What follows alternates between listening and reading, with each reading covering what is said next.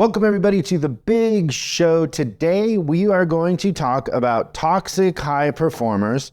We're going to talk about Christian's childhood trauma in great detail. You're not going to want to miss that. And there's some fun stuff about our favorite manufacturer in the news. So that and much more coming up on this edition of Service Drive Revolution.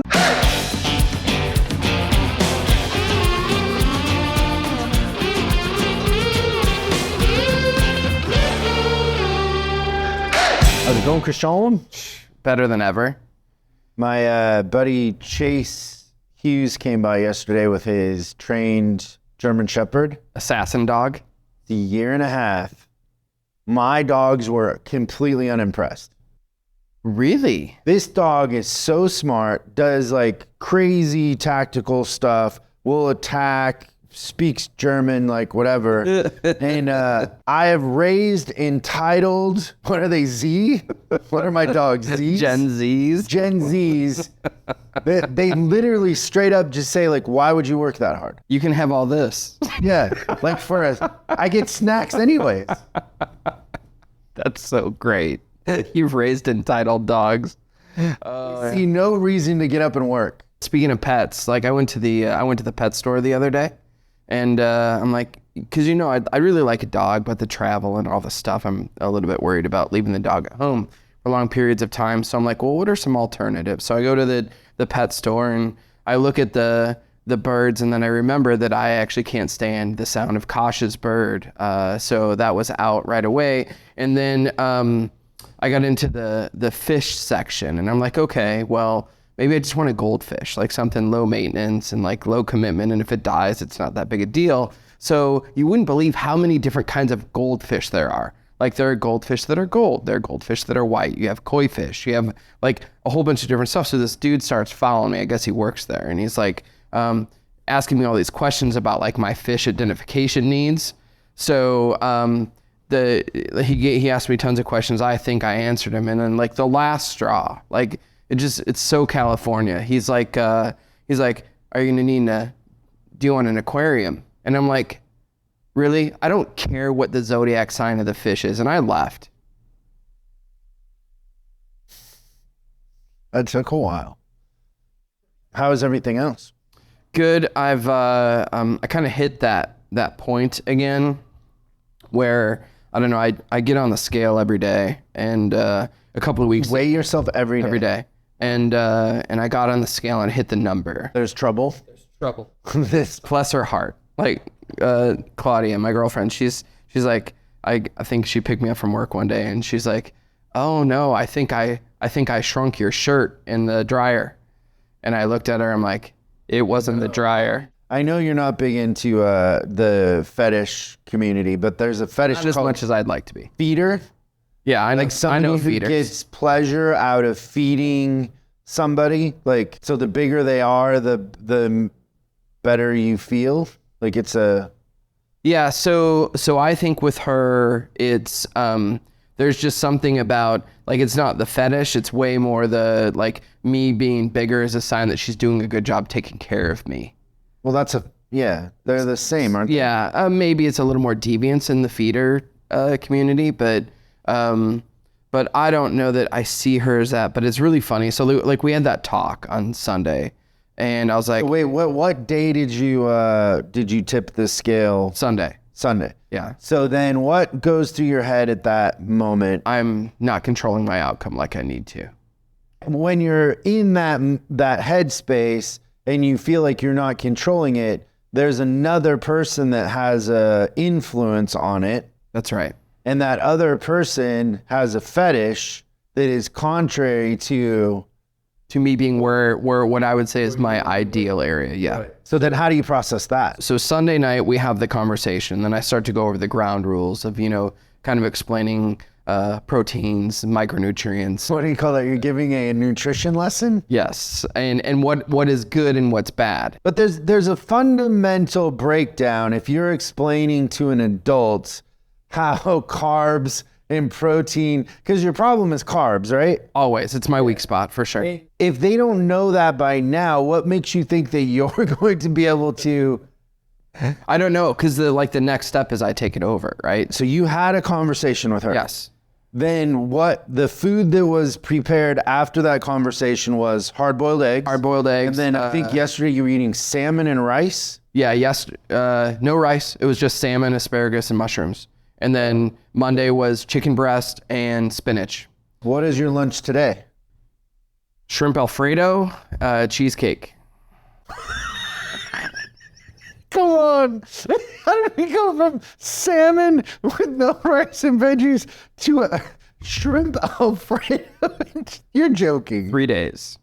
No, I have the containers over in my office if you want to see them. It's cream and butter.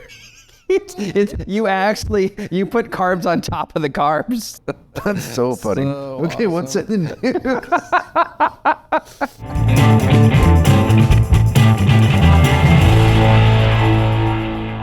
Who's our best friend manufacturer? Ford. Ford. Dealer-friendly Ford. Dealer-friendly Ford. Stop sale-friendly Ford. They're in the news again. What do you think it's for? It's a recall. They're closing a plant. They're taking the ability to sell electric away from the dealers. Yeah, none of that. Come on. Ford is adding thousands of jobs to turbocharge production as the auto industry rebounds. The industry is on its track back, is what the article says. So they're adding 3,200 jobs at their Dearborn plant, 1,100 jobs in their Missouri plant, but literally they're doubling, tripling, quadrupling down on the Mustang Mach-E, that like SUV electric thing, the Bronco Sport SUV, which I think is going to be also electric, Maverick small pickup, which I think is still ICE, and then the Lightning. And then their little, they have like this thing called a Transit, E-Transit, which is like a Sprinter, like, but much smaller. Very, very popular with like delivery companies and stuff like that. So they're literally just putting all their eggs in those baskets, and they're adding people, and they're gonna go full steam ahead. Next one is automakers have changed their strategy on pricing. They've abandoned like the entry level or starter car is what it says, and it's raising prices of the average of the purchase, and essentially the amount of vehicles listed that are priced under $30,000 is half what it was just a couple of years ago. I think that's going to come roaring back. Oh, the economical car? Yeah. Yeah. Do you want to just take a guess? What do you think the average MSRP of a car is? 34. 48,205. Oh, I'm way off. Almost $50,000. I heard this the other day that the average car payment used to be $600, and now the average car payment's $900 and change. So I mean, you just do quick math. Like if you're buying it and you finance $50,000, it's $1,000 payment. Right. Okay, you want to talk about toxic high performers. So toxic high performers comes up consistently in the kind of the way that it comes up is like either they're explaining I got this high performer, but there's always a but they this and this, right? What do I do? It always feels like it's a very serious question that people have. They don't know what to do. I don't believe that I've ever thought that was a question. I don't ever remember asking that question personally. So let's just talk about, so what is a toxic high performer? Yeah, so I came up with a couple of like characteristics. Now, it doesn't mean that this is a slam dunk. Like one of the things that I've written down here is like a toxic performer typically is like they're very, very skilled and they're very, very well aware of their skill set, right? Now, it doesn't mean that if you have somebody that's really good and that they know that they're really good, that they're toxic. I'm just saying that this is one of the things that I've seen as a commonality with your toxic performer is that they're very aware of their skill level. So the second thing that's really interesting about a toxic performer is they're super calculated. Like no activity is ever an accident. So they know that they're better than everybody else. They're going to use that as equity to do things that are in favor of them, not in favor of the customer or the company. That's right.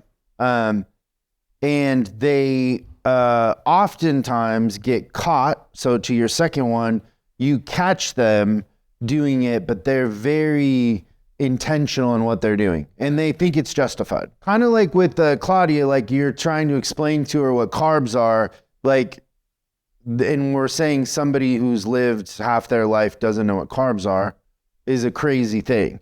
Yeah, they're very aware, but I think that even so, like they're so calculated that even when they get caught, they've already planned their out.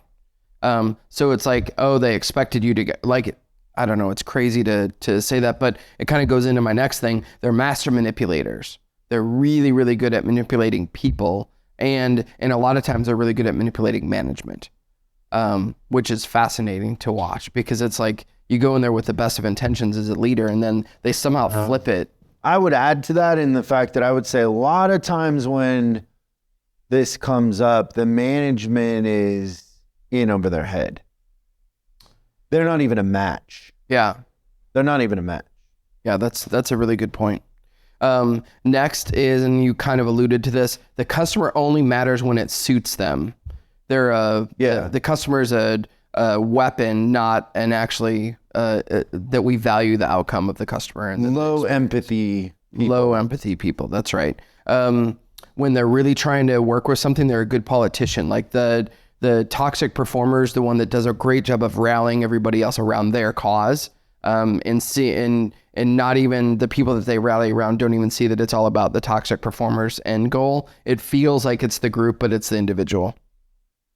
Then what the last thing that I think that you recognize is that the toxic performer, they hold the shop or the service department or whatever business it is.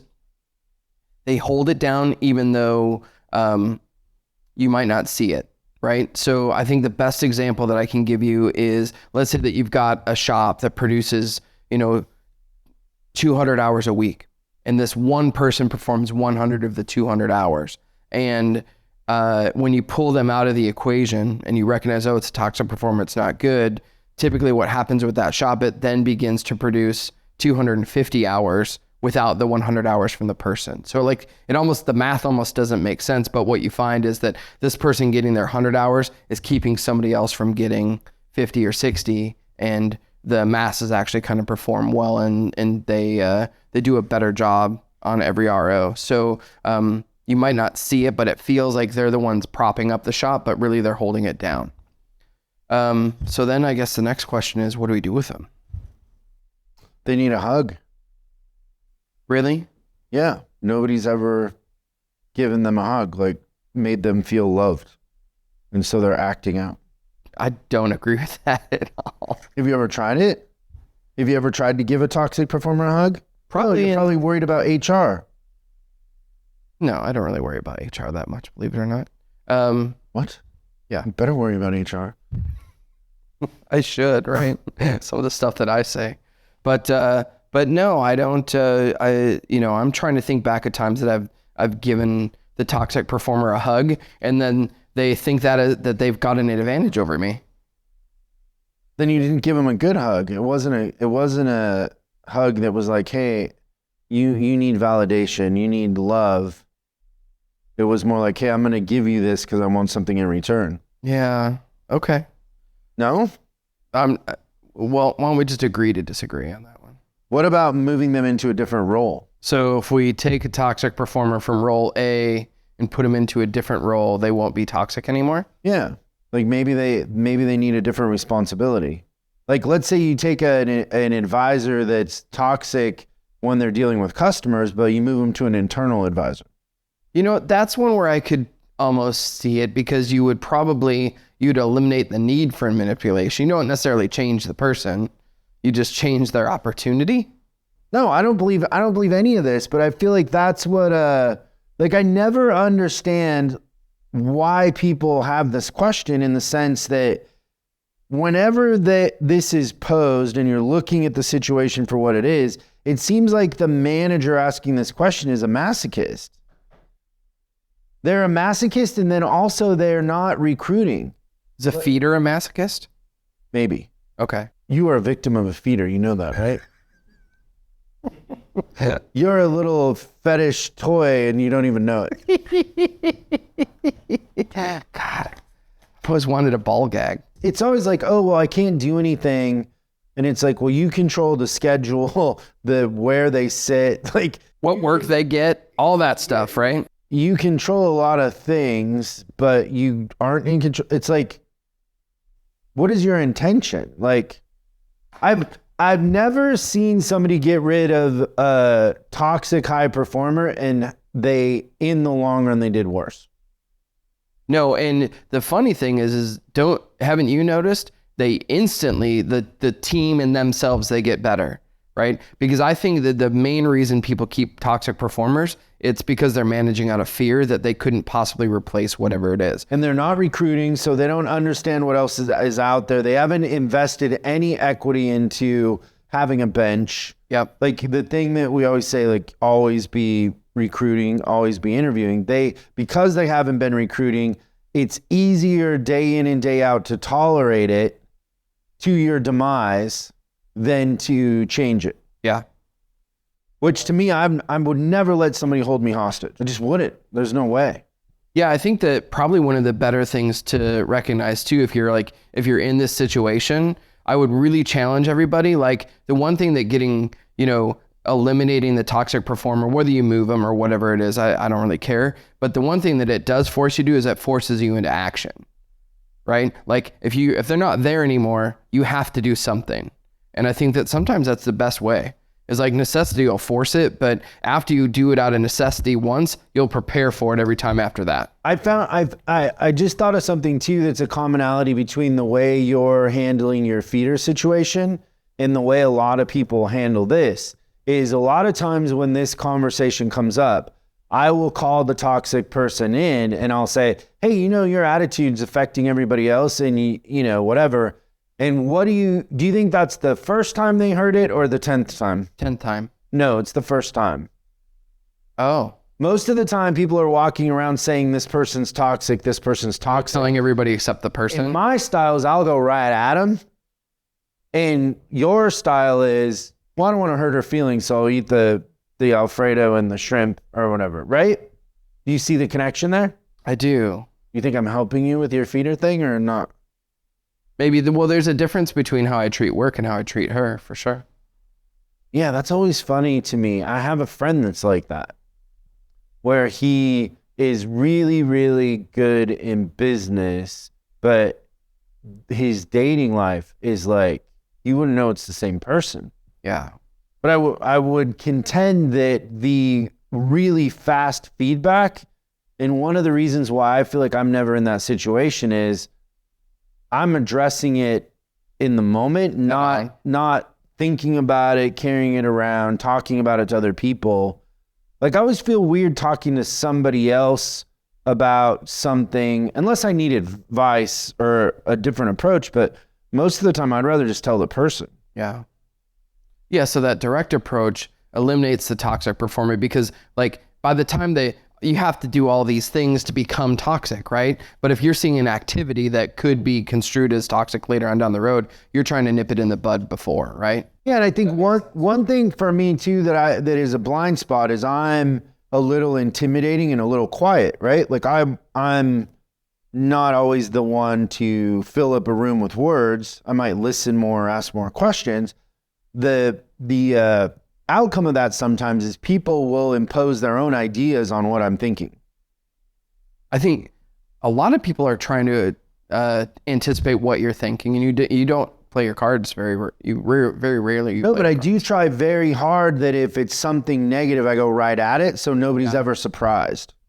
For sure. Because I feel like because my personality is that way, if I do let things carry over, it just is more time and energy than it should be for everybody. Yeah. And I never want somebody to be blindsided in the sense of, somebody being let go or not being a match and them not knowing that. Yep. I remember you telling me that really early on, way back when I was a client, was one of the things I remember you saying to me is if you let somebody go and they were surprised, that's 100% your fault. Yeah. Like they see it, it's stalked by a turtle, right? Like they knew it was coming for a long time before it gets there. Yeah, I think the thing for me is if things aren't going good, I push in. And then if I get feedback and I see an attempt for improvement, like sometimes people are trying to improve, but they still are bumping into the wall a little bit. That's okay if they're taking corrective action and they're honest about it and they're not blaming me. If they're blaming me for it, then it's an impasse, right? Yeah. But if they're trying and they're open to collaborate and open to feedback, and then from that feedback you see a change in behavior, we have something to build on. But the good part of that approach also is when you can tell as soon as they give up and they don't want to try, and then it's an impasse and both parties know very quickly, well, no, we discussed this and you didn't do it. So Yeah. you're basically telling me you don't want to do it. You know, you don't want to be here, right? Yep. Yeah. Wow. So for it to get to the point where you're like, should I tolerate a toxic person, means there were a lot of missed opportunities to give feedback and nip this in the bud before this moment that we came to this realization that we have a toxic high performer. Yeah, that's great. Really what it means, if you've gotten to that point, that person has taken over control. Which to your list, it's really good. Is if they're more talented than you, they will become the leader. They're leading you, you're not leading them. That's right. And you're not collaborating because you don't have the same. When they're an employee in that mindset, their motivation is them. If their motivation was the company and the customer, you wouldn't be in that situation, right? Yeah, that's fair. Because then we're all just trying to figure out how to get better. But they're trying to figure out how to make it better for them, how to make it easier for them, how to make it lopsided, or, how to have an advantage. When really between a team of people, the advantage is in the marketplace, not against each other. Do you agree with that? Yeah, 100%. Well, you got really quiet when I said the thing about the instant feedback. Yeah. And I made that connection. You started staring at your Did I? sheet of paper. That's great. How many times have you had the chance to give instant feedback and you're like, no, I can eat one tamale. No, I can eat nachos for lunch. Way too many times. Nachos. Oh no, egg rolls, deep fried egg rolls. I won't dip them in sour cream. I'll dip them in the sweet and sour. Yeah. I could probably even go as far to say, then I started to inspire it. Like, oh, I love your tamales. Sure. I love your taquitos. And you're inspiring it by your added weight, because a feeder likes a plump papi chulo. Yeah. Who barely fits in their shirts. Jesus, I can't wait till she sees this episode. She watches? Yeah. Oh, we can never put this out.